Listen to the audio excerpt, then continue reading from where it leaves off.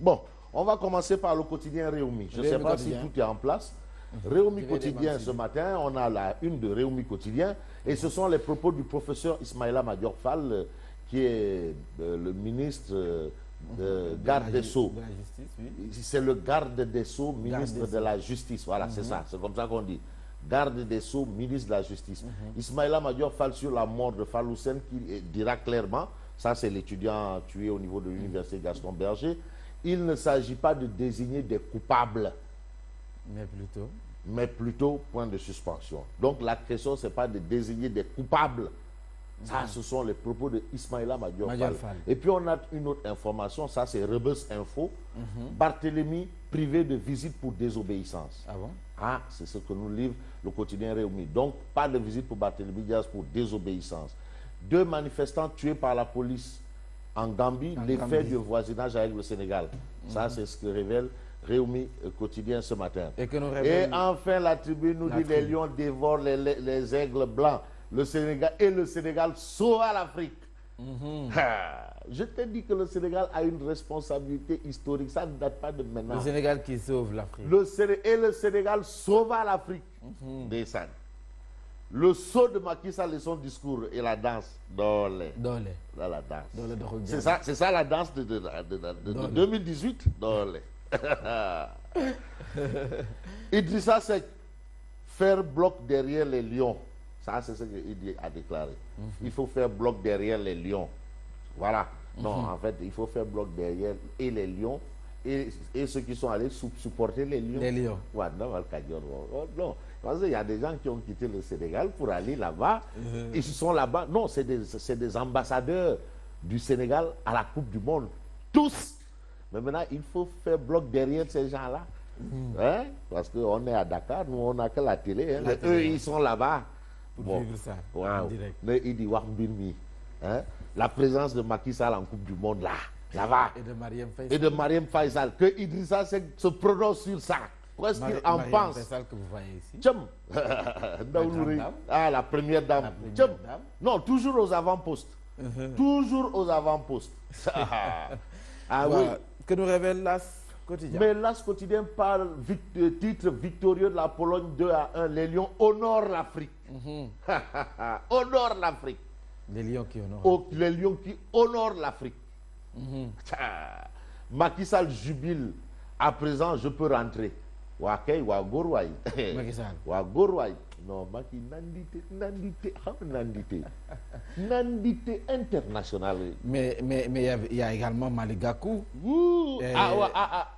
Malick Gakou est le leader de Guédiawaye, la Bok. Guédiawaye, chez la Bok. Ahmed Aïdara. Ils sont dans les tribunes là. Voilà. Et ouais, Malick Gakou. Voilà. Lui, il est là-bas. Et Ahmed Aïdara. Et Ahmed, ils sont là-bas. Oui. La première dame. Et la première dame, Marième Faisal. Et qui encore? Et les lions. En tout cas, tout le monde. Les lions honorent l'Afrique. Ça, c'est ça qui est le titre. Les lions honorent l'Afrique. Voilà. Enfin, l'Afrique a une victoire en 2018. Et on avait vraiment besoin de cette victoire. Coupe du monde 2018, le Sénégal démarre en fanfare. Ouais, t'as tué les lolouaï. Départ au Gaïndé. Non, départ au Gaïndé. Avec la danse d'Olé. Non, attends. Danse d'Olé. Mais attends. Non, Macky Sall, nandité. Non. On passe à Libération. Alors, Libération. Mais Libération, titre formidable. C'est formidable. Formidable. Il n'y a pas autre chose. C'est-à-dire, tout formidable. Le Sénégal bat la Pologne et offre une première victoire à l'Afrique. Donc, le Sénégal a cassé la baraque. Chapeau bas à Aliou Cissé. Non, maintenant les gens qui disent que oui, Aliou Cissé, oui, il ne sait rien, il ne connaît rien, il n'a rien compris. Mais quand tu regardes le match, tu sais qu'il y a eu une touche du coaching. Vraiment. Bon, mais maintenant, ils sont où ces gens-là? Les petits sorciers là, les petits marabouts là, les petits guissards des quatre là. Voilà, qu'ils parlent. Moi, je vais entendre. Et là, c'est Routouf. Il faut qu'il parle maintenant. Voilà. Ah, pourquoi pas? Qu'il dise ce qu'il pense du coaching de Aliou Cissé. Maintenant. Waouh. Et de Augustin Senghor et de la fédération. Maintenant, on attend. Non, il faut parler de. Et on attend aussi Dabal Kadior se prononcer sur la présence du président Macky Sall en Russie. Dabal Kadior. Ah oui, il faut qu'il dise qu'est-ce qu'il en pense. Que le Sénégal soit représenté au plus haut point. Enquête quotidienne. Mais que du bonheur, du bonheur. Ouais, mais non, mais là, mais bon, il n'est pas obligé de. Non, ouais, non, mais c'est la nation. Mais attends, c'est la nation, hein, parce que. Donc, Dabal Kadior, on a ta réaction. Ah ouais, mais bon, c'est vrai que les Lions ont gagné la présence de Macky Sall en Russie. Il faut que Dabal Kadior nous dise, bon ben, voilà, on a un président qui se déplace, qui vient supporter l'équipe nationale, hein, et en premier supporter, écharpe à l'appui, les Lions, et qui crée une danse de Dolé. On va voir. Que du bonheur à la une de l'enquête quotidienne. Que du bonheur. Alors, enquête, que du bonheur. Que du bonheur. Alors, l'astre de Anne. Mais l'astre de Anne, Sénégal-Pologne 2-1, étincelant. Ndeysaan, machallah. Regarde, machallah. Rien à dire. Même à Tenguet, c'était la fête. Hein. Bien sûr. Tonton Daouda Niang, il était. Non. La mairie de Tenguet. Vert jaune rouge. En vert jaune rouge. En vert jaune rouge. La mairie. L'avenue Maurice Gueye. Maurice Gueye. Pas Cora également. Non, pas Cora. Lui-même, il va mettre Chaya. Chaya vert jaune rouge. Faroumba vert jaune rouge. Parce qu'il fait là. Chaya vert jaune rouge. Faroumba vert jaune rouge. Pas Cora. Alors. Sud Quotidien dit que les Lions frappent fort d'entrée. Il n'y a pas autre chose à dire. Les Lions ont tapé dur. D'entrée, allez, vite fait et bien fait. À Chamber. Waouh. Et le quotidien? Mais le quotidien titre le lion rouge à Russie. Aliou Cissé considère qu'il n'y a pas d'euphorie, rien n'est encore fait.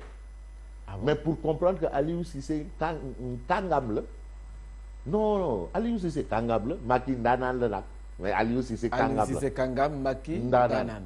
Gassama et Kouyaté sur le banc, les choix forts du coach. C'est des titulaires. Pour ce match-là, il a mis ces gens-là sur le banc. Au frigo. Mais sur le banc. Mais regarde l'entrée de Cheikh Ndoye. Au moment où les Polonais gagnaient du terrain, avaient des conquêtes, mais il a mis Cheikh Ndoye pour les fixer davantage. Vraiment. Mais non. C'est du bon Non. C'est du exception formidable. Il a réussi en tout cas. Non, mais attends, mais c'est formidable. Formidable. Il n'y a rien à dire, c'est formidable. Machallah. Alhamdulillah.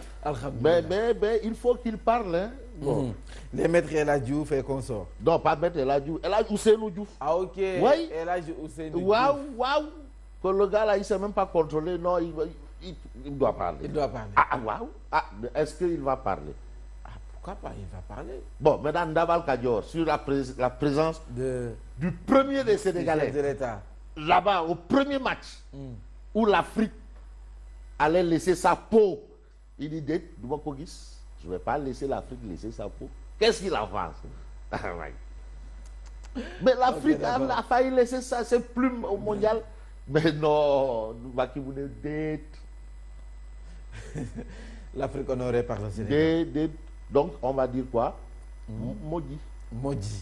Voilà, rendez-vous demain. Demain, Inch'Allah. Moi, je vous retrouve tout à l'heure et c'est pour le journal.